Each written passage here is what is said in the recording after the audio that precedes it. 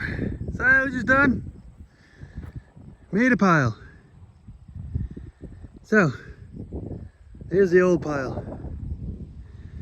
A little bit taller, a little bit shorter, less to cover, because you gotta cover it in plastic and then weigh it down with stuff and then make sure it stays sealed.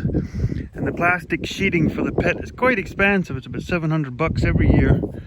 Well, we want to get away from doing plastic sheeting, so we didn't cover the last year's pit, but as you can see, you get a little bit of wastage, and then you end up with a pile like this of the crap from around there. So instead of wasting money with that and the plastic, I'm going to try something a little bit different. Hopefully you can hear me because it's kind of windy.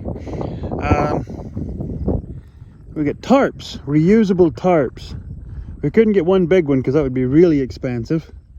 So we got 5. So they'll be like wide enough, but they'll go over in strips. So that way when we're using the silage, we take off one, and that gives us a section of silage to take away.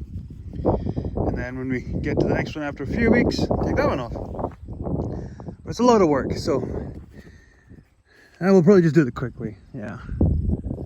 That to there. We'll go with one of the, just kind of line it up. Yeah, there we go. Ready? Hey! Dang, this is getting easy. Jeepers. Look at that. So yeah, you'll see we keep all of our old crappy bales. We bale up all of our kochia, all of our bits of weeds and stuff in the fields, and we keep them in a pile here, and that holds the sheet down. So yeah, the sheets, 5 of them, just perfectly. So you end up with a little piece under here. I might need to tighten these up because there can't be any gaps for air to get in here. And then yeah, all these joints will be taped up airtight, just like that one. So yeah, first one did the slope, and then 3 did the main bulk of it.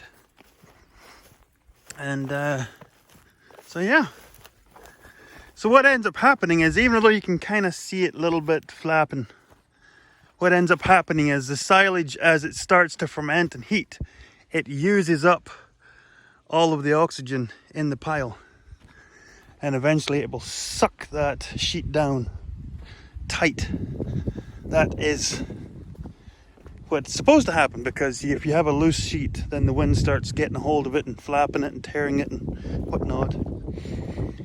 Plus, the plastic that we had before, like why we stopped using plastic was, I don't know if I said, was because raccoons and things would walk on it and puncture holes. So I'm hoping they won't be as prone to doing that on this stuff, because this is heavy duty tarps. So thank you to my family. Big thank you to them for helping get this tarp on. It'll make a really good winter chow for the cows. So yeah, that's all that's left of last year's. Lots of hay though. Okay, back to work. You can hear the combines in the distance.